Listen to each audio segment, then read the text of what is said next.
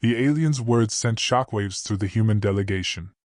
Not only could they communicate in recognizable concepts, but they had been expecting human contact. The implications were staggering. Louise found her voice first. "You've been waiting for us?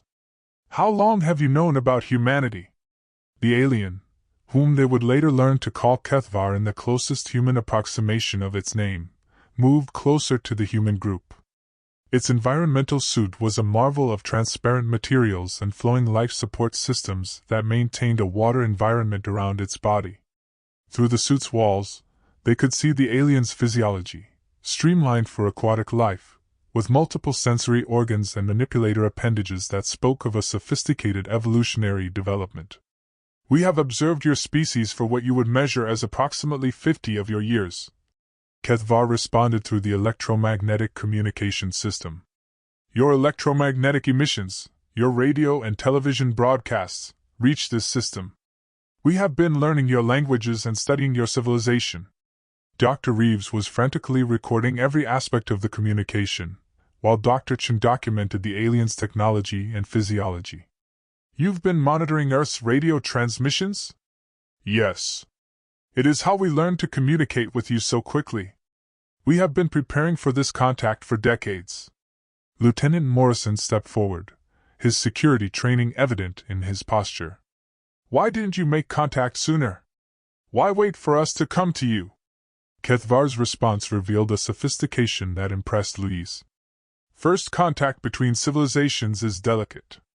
We chose to wait until your species developed the capability to reach us, demonstrating that you were ready for contact with other intelligences." Louise realized the wisdom in this approach. By waiting for humans to develop interplanetary travel and actively seek out life beyond Earth, the aliens had ensured that first contact would occur with humans who were mentally and technologically prepared for the encounter. "How long have your people lived on Europa?" Louise asked. "We have been here for many thousands of your years. But we are not originally from this world." The revelation that they were dealing with an alien species that had colonized Europa rather than evolved there opened up entirely new questions about their civilization and origins. Dr. Yilmaz, ever practical, asked about their technology.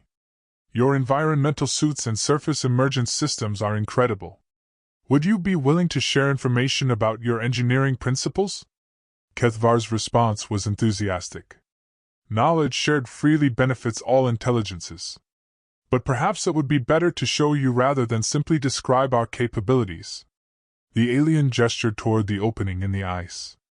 "Would you be willing to visit our city? We have prepared facilities that can accommodate your environmental requirements."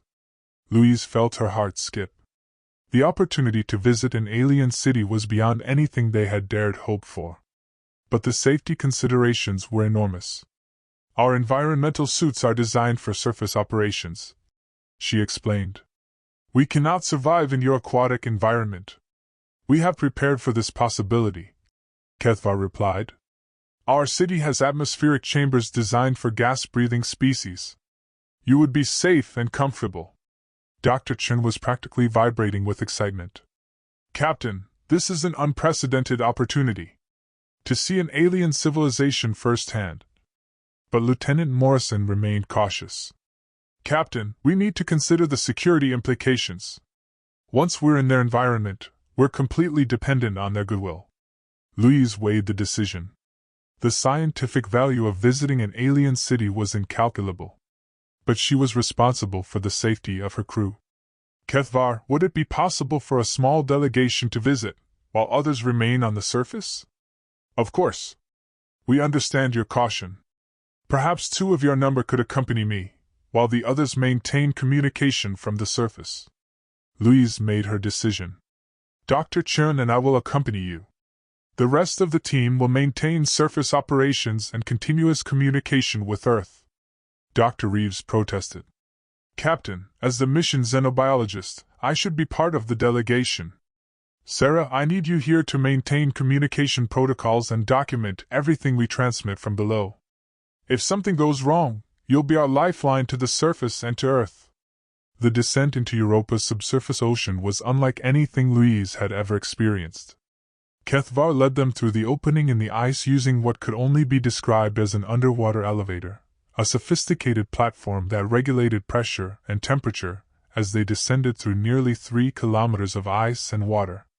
As they descended, Kethvar explained the structure they would visit. Our city is built within a natural cavern system, expanded and modified over many centuries. It houses approximately 10,000 of my people, along with our research facilities, manufacturing systems, and cultural centers. Dr. Chen was documenting everything, his scientific instruments recording data that would revolutionize human understanding of alien technology. How do you generate power for such a large installation? We harness the thermal energy from Europa's core, as well as tidal energy from Jupiter's gravitational field. Our power systems are based on principles your science has not yet discovered. As they descended deeper, Louise began to see lights in the water around them, clearly artificial illumination that spoke of a vast installation. And then, suddenly, they emerged into a space so large that her mind struggled to comprehend it. The alien city stretched out before them like something from a dream. Vast structures curved gracefully through the water, their surfaces gleaming with bioluminescent patterns that served both as illumination and decoration.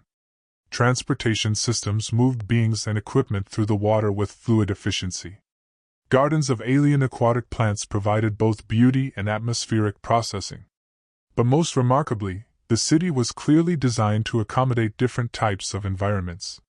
While most of the structures were water-filled for the native inhabitants, Louise could see atmospheric chambers and sections that were obviously designed for gas-breathing visitors. "My God!" Dr. Chen whispered through their communication system. "Louise, we're looking at a civilization that's been planning for interspecies contact for decades, maybe centuries." Their platform carried them to one of the atmospheric chambers, where they were able to disembark while maintaining their environmental suits. The chamber was a marvel of engineering. It provided a breathable atmosphere while allowing easy communication with their aquatic hosts. Kethvar joined them in the chamber, its environmental suit allowing it to function in the atmospheric environment, while maintaining its aquatic life support. "Welcome to Kethmorai, our home beneath the ice." Other aliens joined them, clearly a welcoming committee that had been prepared for this historic moment. They were similar to Kethvar in basic physiology but showed individual variations that spoke of a diverse and complex society. Through their communication system, the aliens began sharing information about their civilization. They were explorers and researchers, originally from a world around a distant star. They had come to Europa thousands of years ago as part of a long-term study of planetary ocean systems. Over time, they had established a permanent colony, becoming the guardians and students of Europa's unique environment. "We have been studying oceanic life throughout this galaxy for millennia," one of the aliens explained. "Europa's ocean represents one of the most complex and interesting systems we have encountered." Dr. Chen was overwhelmed by the implications. "You're saying there are alien civilizations studying planets throughout the galaxy?" "Many civilizations. Intelligence appears to be a natural development in complex systems. Your species is one of many that have emerged in this region of the galaxy." Louise felt her worldview expanding. Humanity wasn't alone, not just in terms of Europa, but in terms of a galaxy filled with intelligent life. "Why haven't we detected evidence of these other civilizations?" "Most species develop interstellar capability gradually," Kethvar explained. "Direct contact typically occurs when species are ready, as you are now becoming ready." The aliens began showing them around their city, revealing technologies and social systems that were both alien and somehow familiar. Their society was based on cooperative research and exploration, with individuals specializing in different aspects of scientific and cultural development. But perhaps most remarkably, they had been preparing for human contact for decades. They had atmospheric chambers, translation systems, and even cultural materials designed to help humans understand their civilization. "You've been preparing for us specifically?" Louise asked. "We have been preparing for contact with your species since we began monitoring your electromagnetic emissions. We wanted to ensure that when contact occurred, it would be positive and productive for both of our civilizations." As they toured the alien city, Louise realized that humanity had just encountered not just intelligence, but wisdom. These beings had approached first contact with patience, preparation, and genuine goodwill. They had turned what could have been a traumatic encounter into an opportunity for mutual understanding and cooperation. And they were offering to share not just their knowledge of Europa, but their knowledge of a galaxy filled with intelligent life. Everything had changed. Humanity was no longer alone, and they were being invited to join a community of civilizations that spanned the stars. The tour of Kethmorai continued for hours, each revelation more astounding than the last. The alien city wasn't just a colony, it was a research station, cultural center, and way station for interstellar travelers. Louise and Dr. Chen were shown laboratories where alien scientists studied not just Europa's ocean, but samples from dozens of other worlds throughout the galaxy. "This is incredible," Dr. Chen murmured as they observed aliens working with crystalline formations that appeared to be alive. "Captain, they're studying forms of life that we never imagined were possible." Kethvar guided them to a circular chamber where holographic displays showed star maps dotted with indicators representing different civilizations. "This is our current knowledge of intelligent species within this galactic region," the alien explained. "Approximately 400 known civilizations, ranging from species like yours that are just beginning interplanetary exploration, to ancient civilizations that have existed for millions of your years." Louise stared at the display, overwhelmed by the implications. "And you're in contact with all of them?" "Not direct contact, but we maintain a monitoring network. When a species reaches certain developmental milestones, like achieving interplanetary travel, they are evaluated for potential contact." "Evaluated?" Dr. Chen asked. Another alien joined the conversation, introduced as Vexera, apparently a specialist in interspecies relations. "Not all species are ready for galactic contact when they achieve space travel. Some are too aggressive, others too insular. We wait until species demonstrate the qualities necessary for peaceful coexistence with other intelligences." "And humanity has demonstrated those qualities?" Louise asked. "Your mission to Europa demonstrates scientific curiosity rather than conquest," Vexera replied. "Your approach to our first contact has been cautious but peaceful. And your species' cultural development, as observed through your broadcasts, shows increasing global cooperation and concern for environmental protection." Louise realized they were essentially being interviewed for membership in a galactic community. The thought was both exhilarating and terrifying. They were shown production facilities where the aliens manufactured technologies that seemed like magic to human eyes. Transportation systems that bent space-time to allow rapid travel between star systems. Environmental technologies that could terraform entire planets. Medical systems that could extend lifespans indefinitely and adapt species to new environments. But perhaps most remarkably, they were shown the aliens' cultural centers, spaces devoted to art, music, and philosophy that demonstrated a civilization far older and more sophisticated than humanity's. "How old is your civilization?" Dr. Chen asked as they observed alien artists creating sculptures from living energy fields. "Our species achieved interstellar travel approximately 50,000 of your years ago," Kethvar replied. "But we are considered a relatively young civilization by galactic standards." The numbers were staggering. While humanity had been developing agriculture and the first cities, alien civilizations had been exploring the galaxy. While humans had been discovering fire, other species had been mastering the fundamental forces of the universe. "Don't let the age difference discourage you," Vexera added, apparently sensing their overwhelm. "Age doesn't necessarily correlate with wisdom or value. Young civilizations often bring fresh perspectives and innovative solutions to old problems." They were introduced to alien historians who had been studying human civilization through intercepted broadcasts. These beings knew more about human history, culture, and development than most humans did. "Your species shows remarkable resilience and creativity," one historian explained. "Your ability to rapidly adapt to new challenges and develop innovative solutions is impressive even by galactic standards." Louise began to understand that this first contact was as much about humanity being evaluated as it was about mutual exploration. The aliens were determining whether humans were ready to join a galactic community, and if so, what role they might play in that community. What would membership in this galactic community mean for humanity? She asked. Kethvar exchanged communication with several other aliens before responding. Initially, it would mean access to certain technologies that could help your species solve environmental and energy problems. It would also mean protection from less benevolent civilizations that might view your species as a threat or resource. There are hostile alien civilizations? Not hostile in the sense you might imagine, Vexara explained. But there are civilizations with very different values and approaches to other species. Some view younger civilizations as resources to be exploited. Others simply have no interest in peaceful coexistence. Louise felt a chill. Humanity's entry into the galactic community wasn't just about gaining knowledge and technology.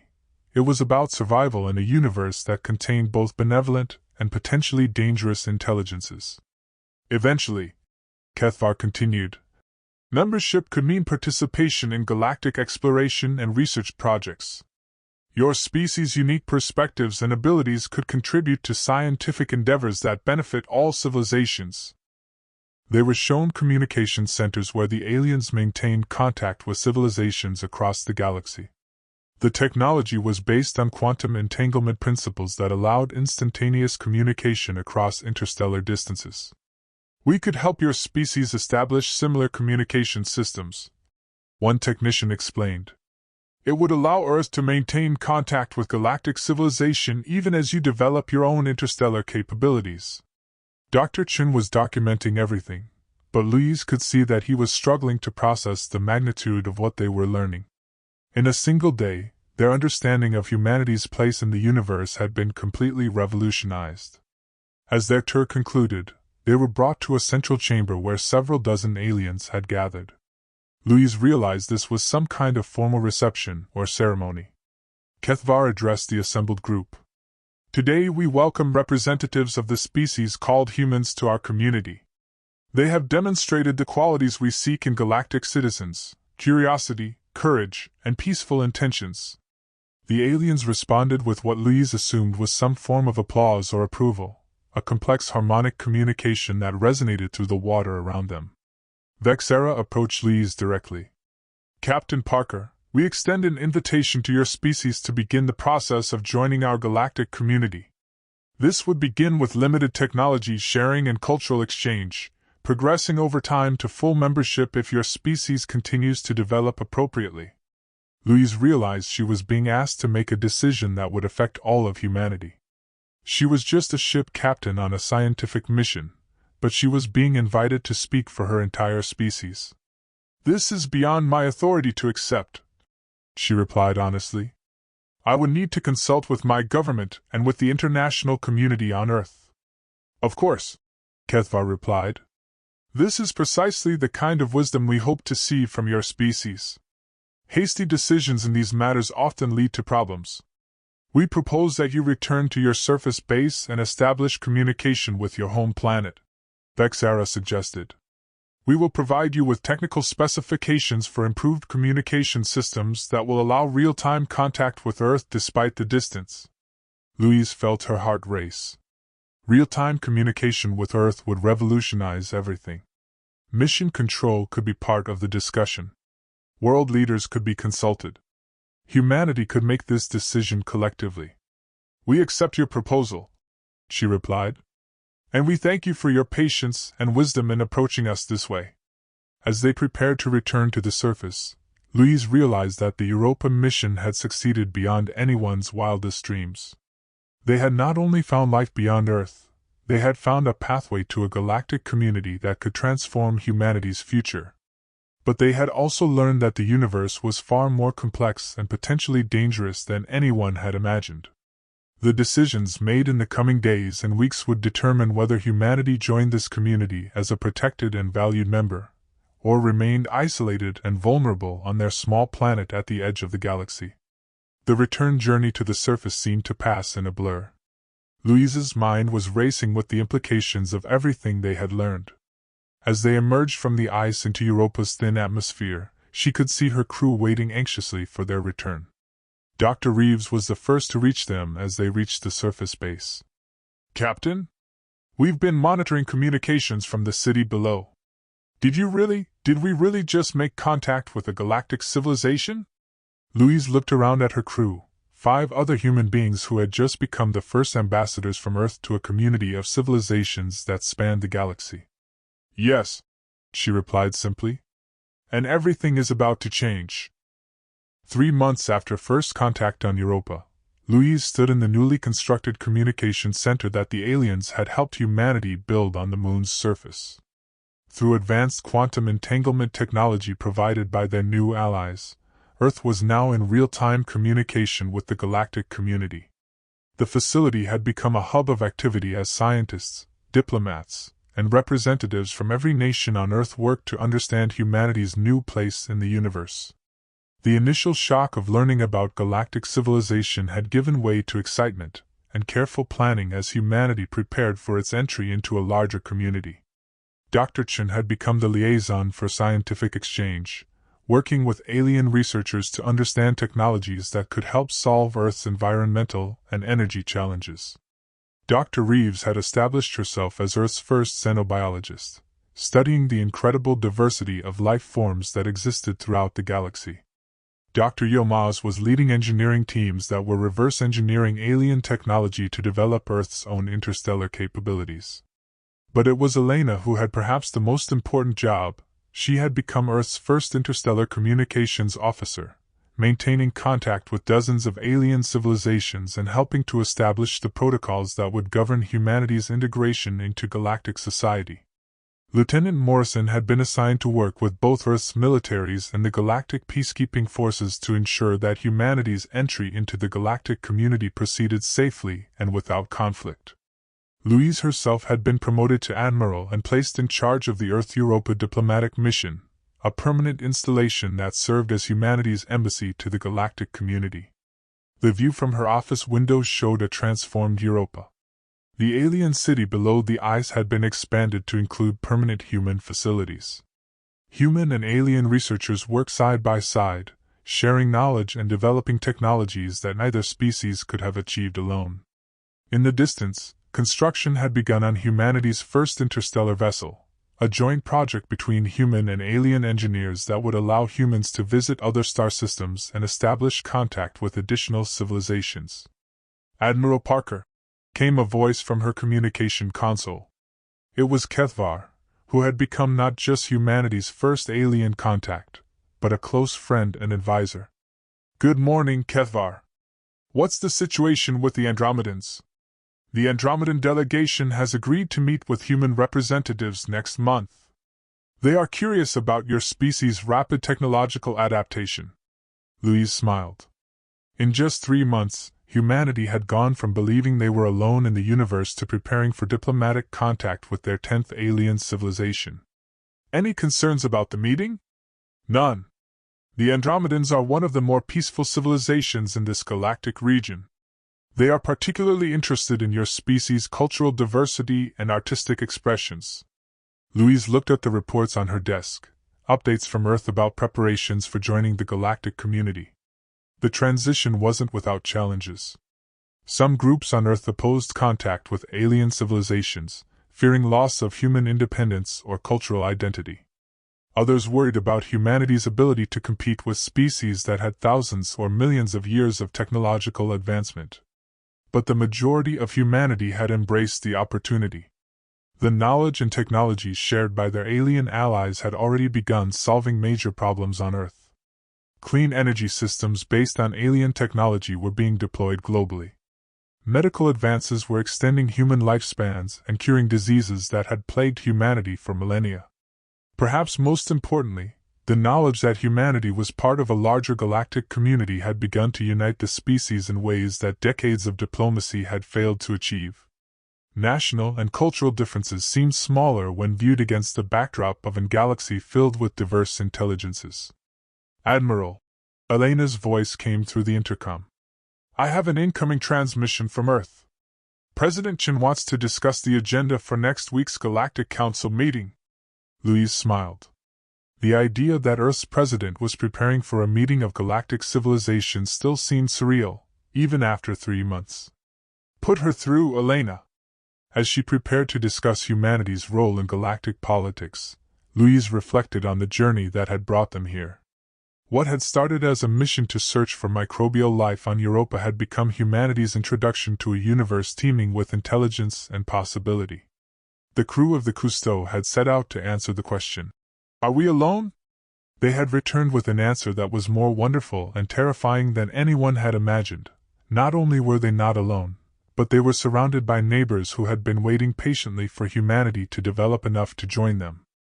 Through her office window, Louise could see the next human transport preparing to depart for the surface, carrying scientists and diplomats who would return to Earth with new knowledge and new possibilities. Each trip strengthened the bonds between humanity and their galactic neighbors. But perhaps most importantly, each trip carried the message that the universe was not a cold, empty place filled with hostile forces. It was a community of intelligences working together to explore, understand, and protect the incredible diversity of life that existed among the stars. As Louise began her conversation with Earth's president about humanity's growing role in galactic affairs, she thought about the words Kethvar had spoken during their first meeting beneath Europa's ice. "We have been waiting for you for a very long time."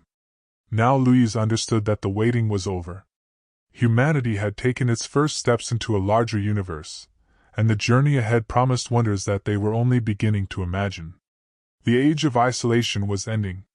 The age of community among the stars had begun.